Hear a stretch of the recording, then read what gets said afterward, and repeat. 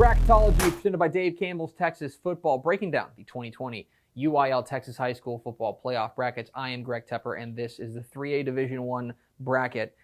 And we're going to get a little bit interesting here because I think each region has their own flavor, and I think that they've got a different storyline each step of the way.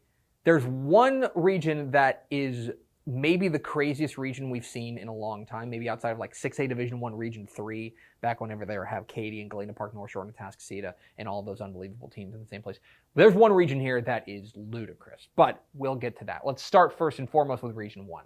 And Region 1 has, of course, the number one team in the state in the Brock Eagles, and I think they actually got a pretty decent draw. Okay, Denver City or Littlefield in a second round matchup could be an interesting challenge. Jim Ned is playing very well out of the Tuscola area. That is a team that I am very interested in, but Dalhart, keep it on Dalhart. I am not giving up on them. Top half of the bracket, a lot more interesting to me. You've got Shallowater playing exceptional ball. The district champions of Region 1 could be, or District 1 rather, could see Pilot Point in the second round. That's a very good Pilot Point team. That could be a fantastic first round matchup. Bushland and Wall, I think, are teams that are going to be dangerous. Keep an eye on Boyd. Got up to a hot start, faded late, but I think that Boyd has a chance to make a run.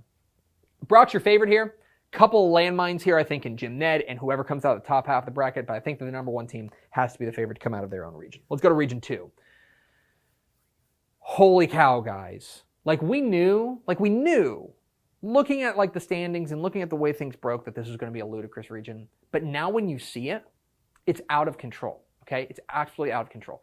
You got Mineola, okay? The champions of probably the toughest district in the state in District 5. You've got, I think Dallas Madison and Groesbeck is an interesting matchup. Atlanta is a super high ceiling team. They can figure things out. This is the best matchup in the first round of the playoffs. Gladewater and Mount Vernon. I think the winner of this game could legit win the region. Plain and simple. Gladewater's been unbelievable this year. West is an interesting squad. And then the bottom half of the bracket. Oh yeah, the two-time defending champs in Grandview. And they have not missed a beat. They are undefeated, looking very good this year. Now but they're going to draw a second round matchup either with Winsboro, who gave them a tough, who could give them a tough run, or Tatum, who has been outstanding. And then the bottom half here, look, we could have Malakoff and Pottsboro, the two most recent state runners-up, playing in the second round of the matchup. And who would they see? The team that beat them in Grandview. It is a ludicrous region. It is. I think you look at Grandview, they have to get the nod here, in my opinion, as the two-time defending state champs. But what an absolute gauntlet they will have to go through in order to get out of their own region. Unbelievable. Let's go over to Region 3.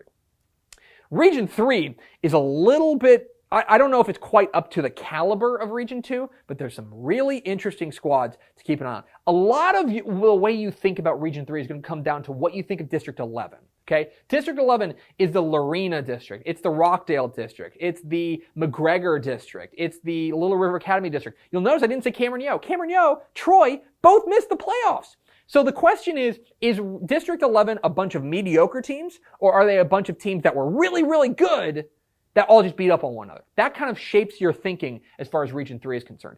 Elsewhere around Region 3, I think East Chambers is a very dangerous squad. Ernest Caesar, their running back, they're undefeated. They have been terrific there in East Chambers. They are a really sensational squad, undefeated for a reason, but they could be running into McGregor in the second round. And then up here, Cold Spring, Oakhurst, Rockdale, Columbus, and Woodville. That is four squads that are really interesting. Very dangerous. Now the bottom half of the bracket. I will say this, East Chambers, I'm a believer in them, but they got put in the dirty side of the bracket. Down here, Lorena is an interesting squad. The champions of District 11, Coach Ray Biles is one of the best coaches in the state, but he's going to have his work cut out for him going up against this really dangerous bracket here. I look at Hallettsville. They run the slot T. They have Jonathan Brooks. The slot T is the devil. Keep an eye on the Brahmas. They may be, in fact, the favorite in Region 3. Dieball's an interesting squad as well. I think they've picked it up as the season has gone on. Overall, look, I think there's about 6-7 teams that you are well within your rights to say are the favorites in Region 1. I personally think it's Hallettsville, but your mileage may vary. Let's go to Region 4. Region 4 is, I think, setting up for a couple of really good regional semifinals, because I think there are some favorites to get there. One of them, let's talk about the Yellow Jackets, Atlanta. I think what Coach Matt Green has done there is putting him in the conversation for Coach of the Year. Plain and simple. He's done a terrific job for Atlanta, a historic year for the Yellow Jackets, and they now, I think, have a decent path for them, because I think they'll be favorites come out of this kind of group of four, where they probably see a team like Jourdanton, who has an a terrific quarterback in Cole Andrus. That's a team that I think if they catch them on the wrong night, they can beat anybody in the state. That is a good Jourdanton team. Edna will have something to say about that as well. Very physical Edna squad. Bottom half of the bracket, I love this Vanderbilt Industrial team. I think they are physical. I think they run the ball well, and I think they play great defense. Keep an eye on the Cobras. They're probably the favorite here, although Blanco is a very dangerous 3 seed. The bottom half of the bracket, this is anybody's ballgame. San Diego Orange. I can see Orange Grove, coached by Mark Del Percio, making it all the way to the regional semifinals. I really, really could. They'd be an underdog against Vanderbilt Industrial. Keep an eye on Lago Vista. San Diego from down south. That's an interesting team as well.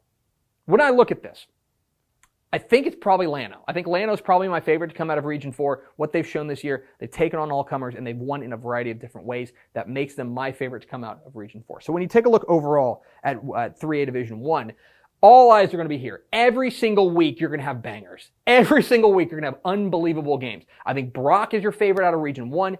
Who the heck knows down in Region 2. Up here in Region 3, again, about 6 or 7 teams. A lot of it depends on what you think of one particular district. And down here, 2 or 3 teams. Llano, Jourdanton, Vanderbilt Industrial, probably your 3 favorites to come out of there. I think that Brock versus the winner of this, I think this is the power nexus of the bracket over here on this side.